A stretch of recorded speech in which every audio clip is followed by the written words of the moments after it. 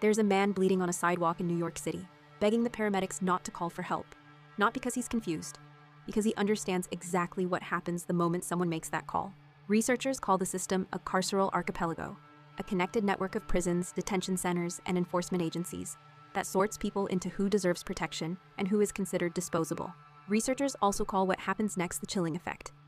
People with precarious legal status quietly stop using the institutions built to protect them.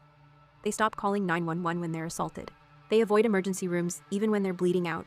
A person with severe diabetes kept skipping appointments, kept running the same silent calculation every morning about whether today was a day she could afford to be seen.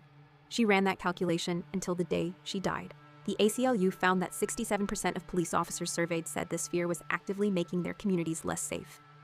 When ICE threatened raids in Chicago, families disappeared into their attics.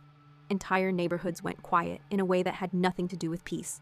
You don't need a raid, you just need the credible possibility of one. Your legal status now determines access to healthcare, housing, education, and whether your family stays together.